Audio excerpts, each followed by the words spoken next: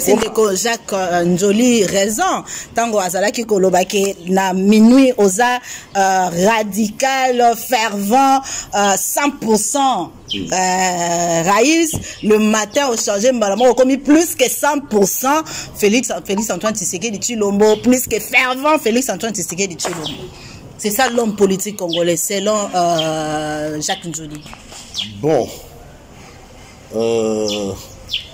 Jacques Njoli, je l'avais suivi un peu, je crois, devant les étudiants, oui. Je ne sais pas.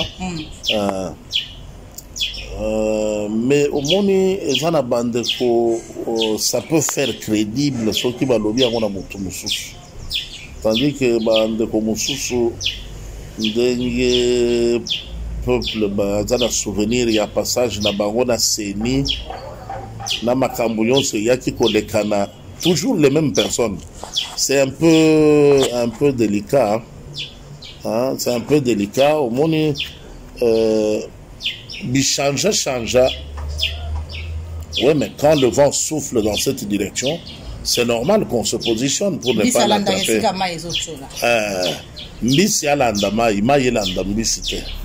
C'est ça l'avantage. Maï comme imposer court. Mais ceux qui ont commis la situation ambitieux à imposer court, là, ça devient autre chose. On a signification union sacrée. Alors, la union sacrée, ezali maï. Il y a un moment où imposé l'itinéraire. Ambisi ba kokota. Ambisi ba zolanda. Mbisi oyo akonaviguer à contre-courant, ayebi sort na ye. Il y a un lobby, les portes sont grandement ouvertes pour accueillir tout le monde, mais la seule voie de sortie, soit elle est honorable pour un travail bien accompli, soit c'est la prison quand on verse dans les antivaleurs en bernant l'illusion du passé. Donc, voilà un peu pour la limbolela ba imboka oyo bazali ko banga ete ba uti kuna na bosoto nyonso ba kofanisa bango na ngwende ya liboso te bazali na temps ya kokota nanu bapetola mananu purgatoire ina bango yango wana bapetola mananu ça peut prendre 15-20 ans bapetola mananu. Et puis, 40 ans de lutte, maman. Pour toi, comme la situation, 40 ans. Maintenant, tu fais quoi? On te dit, si tu crois, tu verras la gloire de Dieu. Toi, tu dis, si je vois la gloire de Dieu, je croirai. Ça, là, vous qui l'avez dans lelo bato ebele bakobete la Martin Fayulu Madidi maboko makasi ndenge bandenga mibengaka ndenge pe alingaka babenga le président élu maboko makasi atikali na constance na ye aza constant malgré bato bakokota na union sacrée ya lobaki déjà bobanga na binote FCC union sacrée égale FCC ya kokota kuna te bato nyonso basalaki munoko te biso to kokota te bango na bakoti Martin Fayulu na totanga pe ndeko na ye Moïse comment il s'appelle le ministre honoraire ye atikali pe na ngambo na ye Adolphe Muzitu atikali na ngambo na ye bango bakotala ndenge bokopotala na union sacrée wana yo koloba nini réaction ezali nini? Personne ne les attend à l'union sacrée. Nani nda zoze la bango na union sacrée. Attention, il faut chose à la sérieux hein? On ne peut pas moto azali na classe na suka mbula basali proclamation abimi l'échec 3% la proclamation sikoyo bandeko bazaki ba préfinaliste na 5e bake 6e ya lobi na binonga na kosala exetate ata bobondeli ngai na koya 6e te sikoyo zotuna ye aboyi koya 6e alobi akotika la constant au lobinini mais il avait 3%. Avec 3% il pouvait aller où? Vous savez que mais excusez-moi madame, le chef, son excellence monsieur le président de la République selon la volonté de Dieu, chef de l'État, a dit nous avons décidé de consulter les forces les plus représentatives. Toutes les forces les plus représentatives ont été consultées. Nous avions été consultés, madame. Maintenant, si quelqu'un Parce qu'en classe, échouer avec 40%, on peut expliquer. Bon, mais moins de 40%, c'est compliqué. Alors 3%, non, non, madame, ça n'existe pas. Oui, cela révèle les conditions dans lesquelles tu as eu l'inscription. La souris de Genève, Lambert Mende appelait ça souris naine. Alors, à juste titre, hein, je m'excuse. Alors, maintenant, toutes les forces représentatives sont là. Et nous, nous sommes une république qui se veut démocratique. L'heure de la pensée unique n'existe plus, est largement dépassée. Monsieur Martin Fayulu, Monsieur Adolphe Muzito estiment que leur combat n'est plus celui d'insister pour que le mariage FCC cache se dissolve. Leur combat n'est plus celui de faire en sorte que son Excellence, Monsieur le Président de la République, s'éloigne du sénateur Joseph Kabila. Leur combat a changé. Leur combat, c'est de dire non à tout ce que le peuple approuve. C'est un point de vue légitime. Au moins, nous savons qu'on ne peut poser aucune question ni à Martin Fayulu ni à Adolphe Muzito sur tout ce qui se passe au pays. Quand le peuple dit oui, quand le peuple applaudit, c'est connu à l'avance que Martin Fayulu et Muzito disent non. Peuple, tout le monde parle du peuple, le peuple, le peuple. Qui n'a pas le peuple aujourd'hui? Celui qui n'a pas des élus n'a pas de peuple. Madame Mgabatuna Kangate et Yanuzalaka, celui qui n'a pas des élus hein, n'a pas le peuple. Parlons de l'Assemblée nationale. Qui n'a pas le peuple. Tout le monde parle au nom du peuple. Assemblée nationale. Information, budget 2021. L'Assemblée nationale est évaluée à 110 millions de dollars américains, soit 9,2 millions de dollars américains par mois. Par rapport à cette prévention budgétaire, réaction non, qu'on n'exagère pas les choses. Hein. De toutes les façons, même si c'est 15 millions, il suffit de réajuster les taxes non payées par la société égale. On paye cet argent-là. Où est le problème? Okay. Donc c'est normal la prévention budgétaire. Il faut libérer la douane de Kasumbalesa, confisquée par un individu. C'est fini, l'État a les moyens de payer ça. Les honorables députés sont les Congolais comme tout le monde. Ils ne sont pas des extraterrestres. Ils méritent d'être traités à juste titre comme on traiterait tous les compatriotes. Il est la question de la requalification du statut salarial du prestataire congolais. On ne se limite pas qu'aux députés. Ça, ce sont les informations des réseaux sociaux. Je les prends avec pincette. L'Obolanda qui c'est que l'Obolanda qui plénière. Non, l'Obi Nalanda qui plénière parce que Ngaïmo qu'on a chômeur. Donc, plénière, bango balanda kawe yongana salaka pete. Mais quand j'ai le temps, je lis, je m'informe. Mais suivre en temps réel, c'est si ça coïncide avec mes heures libres. Moi, je ne vois aucun scandale. 11 millions, 12 millions pour une session extraordinaire. Ça me paraît un peu salé, mais ce n'est pas indigne de nos députés. C'est salé tout à l'heure. Tout le monde peut comme ça, ils ont exagéré par rapport au quotidien de vie à peuple congolais. Budget il y a 2021, l'Assemblée nationale élève déjà 110 millions de dollars américains par année et par mois 9,2 millions le mois. L'équipe est belle, normal. C'est vrai, dans un contexte, il y a changement. tant que ça qui 7 millions pour tout ça comparaison parce que ce ne sont pas les mêmes activités. On a monsieur César qui pour na sa section extraordinaire, on a monsieur qui pour na congrès. Tout ça la tout ça comparé en côté. Mais batu baganga qui et yeba qui même na même départ il y a comme nani Jean-Marc Kabunda perdre poste. C'est parce que 7 millions à se sentait qui est un peu indigné, c'était de trop. Oui. Et déjà maintenant nous pouvons dormir tranquillement parce que nous avons des véritables ambassadeurs qui nous défendent dans l'hémicycle.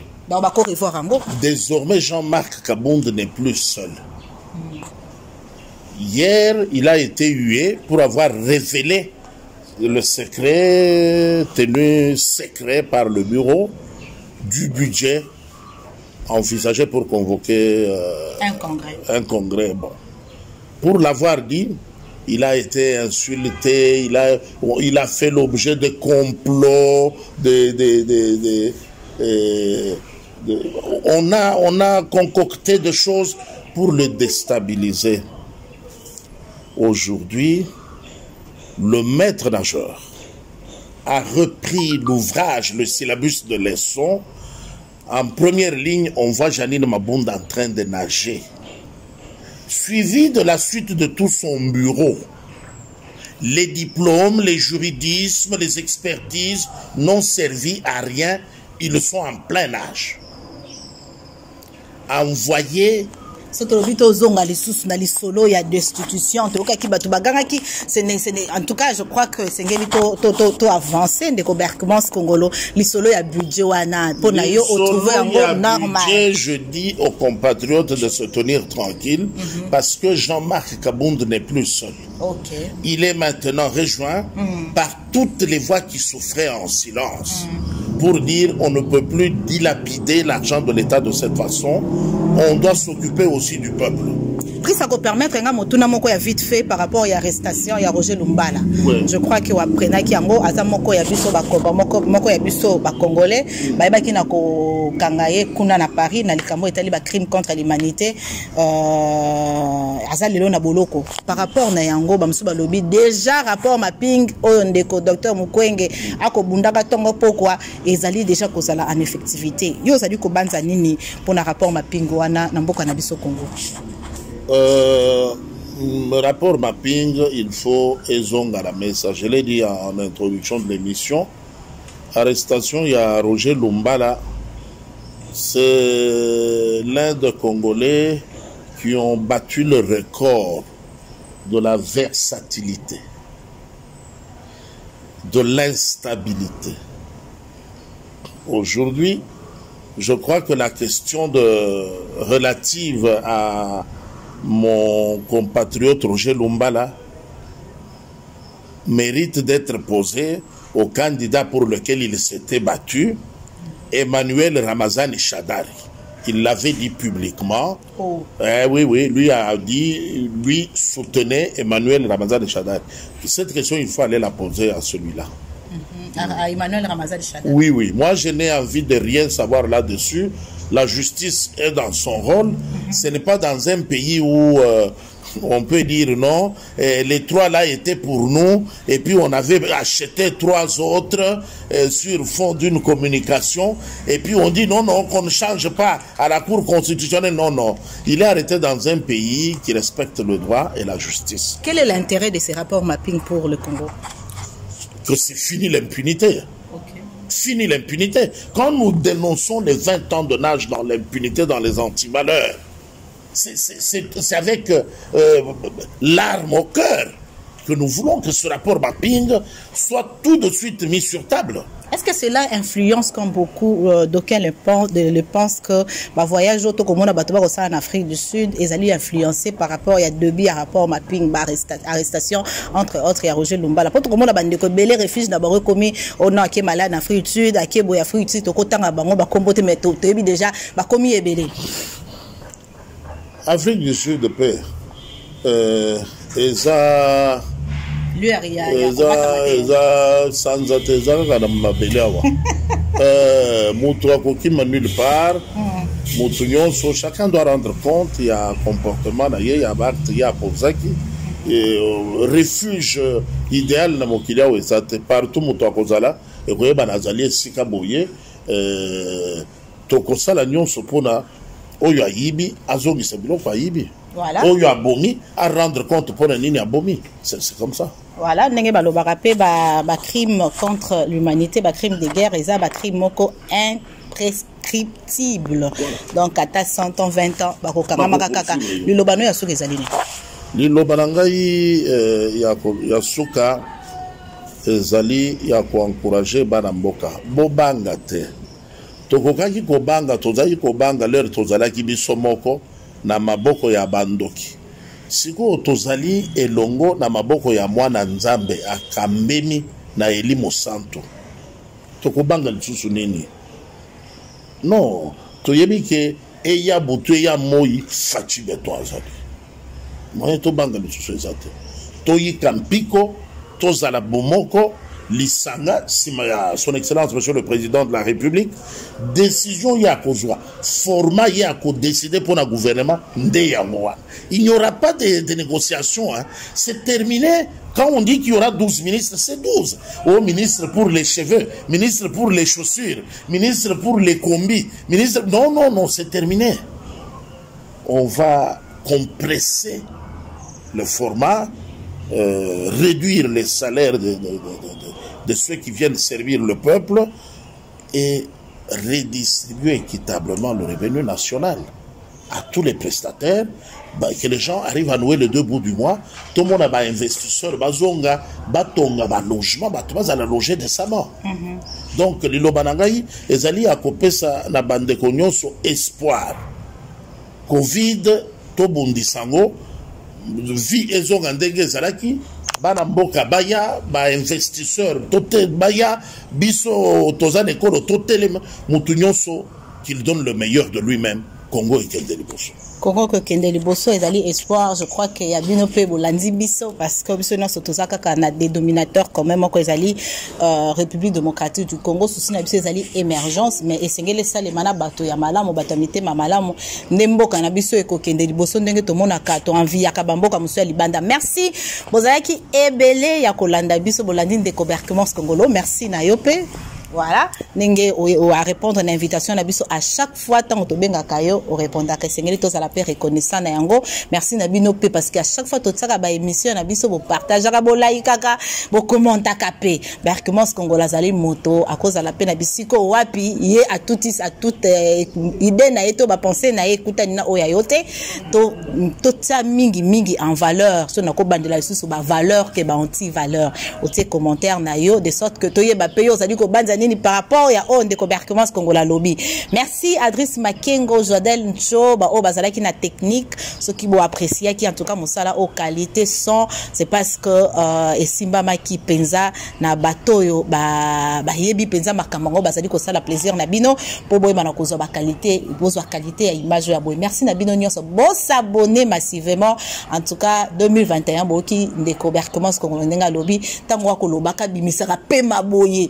Sengeli pelo eyo kama na bato ebele ezaka kate suka na mo nombre moko moke ko sala mabe bo panza yango de sorte que to kabola connaissance ya de Koberkmos Congolo. Merci beaucoup et à très bientôt.